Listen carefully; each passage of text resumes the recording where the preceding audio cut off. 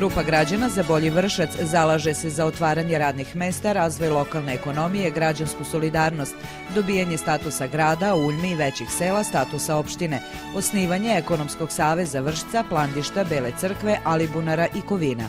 U okviru otvaranja radnih mesta zalaže se za slobodno tržište rada, nepartijsko zapošljavanje, za hitnu zabranu investicija i opštinskih projekata koji ne garantuju otvaranje radnih mesta po standardima Evropske unije, za ubrzan razvoj vršačkih malih i srednjih preduzeća, preduzetničkih radnji, poljoprivrednih gazdinstava i zadruga koje će otvarati radna mesta i zapošljavati Vrščane uz finansijsku pomoć i aktivno učešće Garancijskog fonda opštine, za poboljšanje ambijenta za privlačenje domaćih i stranih investitora koji će pod jednakim uslovima u opštini Vršac otvarati nova radna mesta.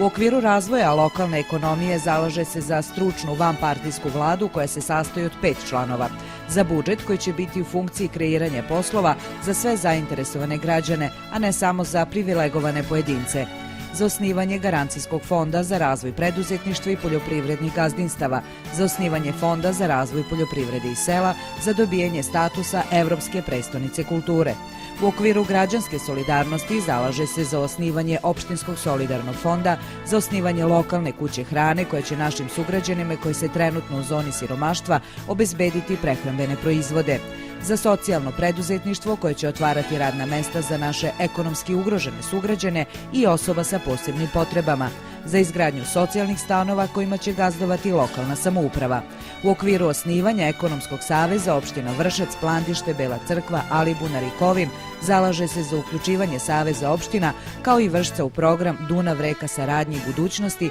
koje je najveće evropsko investiciono područje.